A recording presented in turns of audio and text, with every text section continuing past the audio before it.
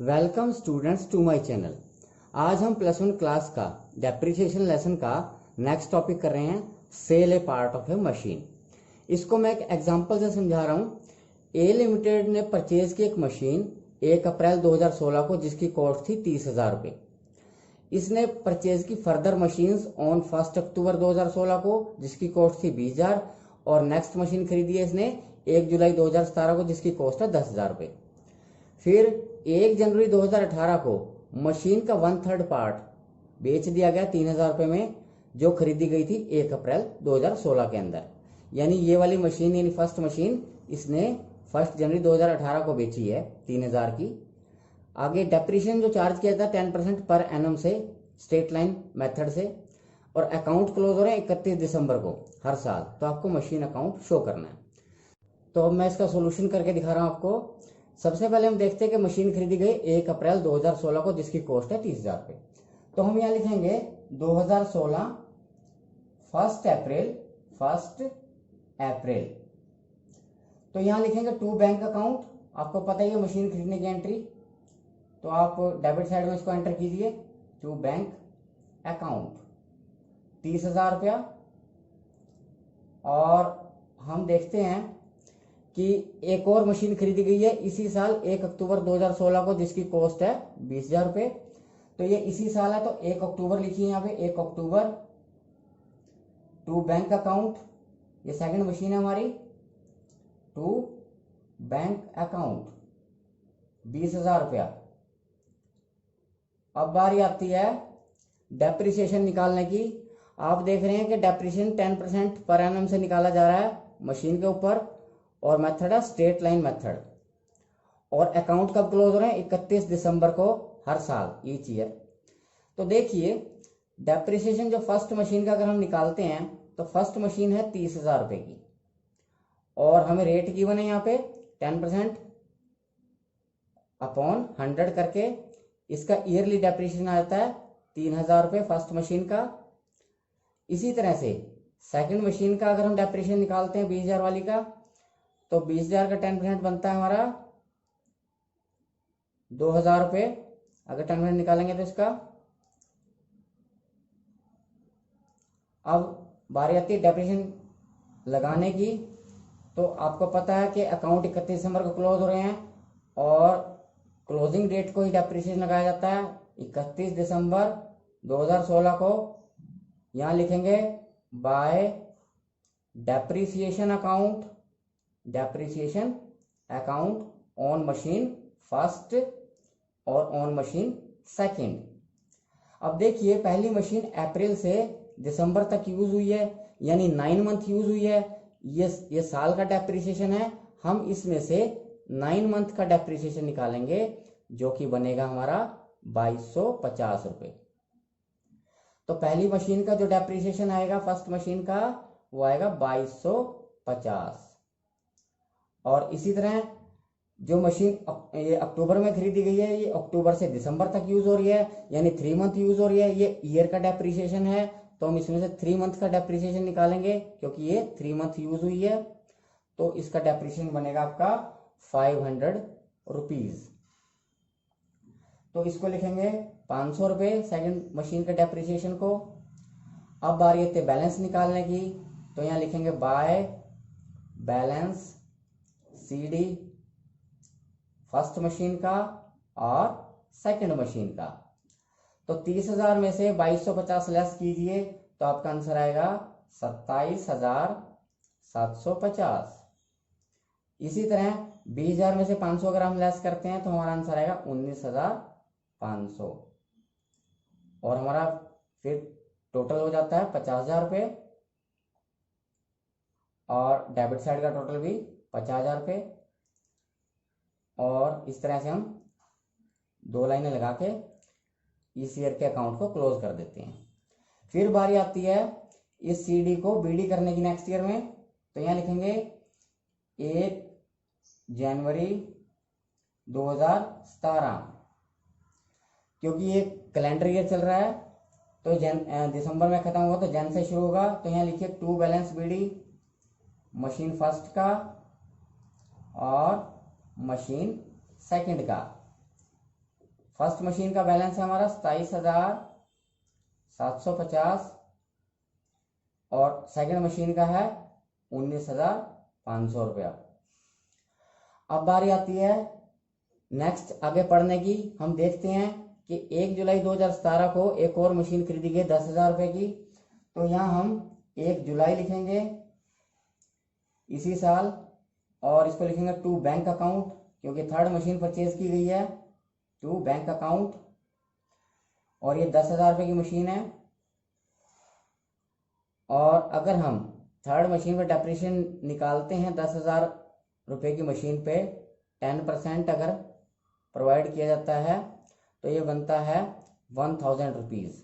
ये ईयर का डेप्रिसिएशन आपका। अब बारी आती है डेप्रिसिएशन प्रोवाइड करने की। तो 31 दिसंबर को अकाउंट क्लोज हो रहे हैं तो 31 दिसंबर को ही डेप्रिसिएशन लगेगा, 31 दिसंबर 2017 को। तो यहाँ लिखेंगे हम bye depreciation account, depreciation account machine first, machine second और ऑन मशीन थर्ड। तो ऑन मशीन आप लिख सकते हैं यहाँ पे। तो यहाँ पे आप देख रहे हैं ये पहली जो मशीन है जैन से दिसंबर तक यूज हुई और ईयर का डेप्रिसिएशन है 3,000 पे, तो यहाँ पूरा 3,000 लिखा जाएगा। अब बारी आती है सेकंड मशीन की। सेकंड मशीन भी जैन से दिसंबर तक यूज हो रही है तो पूरा 2,000 लिखा जाएगा। अब बारी आती है थर्ड मशीन की। थर्ड मशीन 1 जुलाई से 31 दिसंबर तक यूज हो रही है, यानी 6 मंथ यूज हो रही है, तो इसका 6 मंथ का डेप्रिसिएशन निकालेंगे हम, जो कि बन जाएगा हमारा 500 रुपीज। तो तीसरी मशीन का डेप्रिसिएशन लिखा जाएगा 500 रुपीज। उसके बाद बारी आती है बैलेंसिंग करने की। तो अब हम 31 दिसंबर को बैलेंस निकाल रहे हैं मशीनों का बाय बैलेंस CD करके, फर्स्ट मशीन का, सेकंड मशीन का और थर्ड मशीन का। तो 27,000 में से 3,000 अगर हम लेस करते हैं तो यहाँ आ जाता है 24,750 और 19,500 में से 2,000 लेस करते हैं तो 17,500 रुपया। और इसी तरह 10,000 में से 500 लेस करते हैं तो 9,500 रुपया। और जो हमारा टोटल बनेगा, अब बारी से टोटल करने की, वो आ जाता है 57,250। और इसी तरह क्रेडिट साइड में भी 57,250। हमारा टोटल दोनों साइड का इक्वल है और इस साल का अकाउंट भी क्लोज हो गया। अब बारी आती है इस बैलेंस CD को BD करने की। अब यहाँ हम क्या करेंगे, 1 जनवरी 2018 को लिखेंगे to balance BD machine first, machine second और मशीन थर्ड। तो पहली मशीन का बैलेंस है 24,750 रुपया, दूसरी मशीन का बैलेंस है 17,500 रुपया और तीसरी मशीन का बैलेंस है 9,500 रुपया।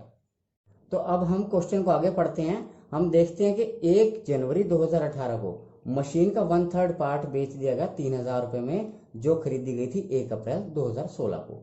यानी ये फर्स्ट मशीन जो 30,000 वाली है, ये इसका 1/3 पार्ट 3,000 रुपये में बेचा जा रहा है। और कब बेचा जा रहा है, 1 जनवरी 2018 को।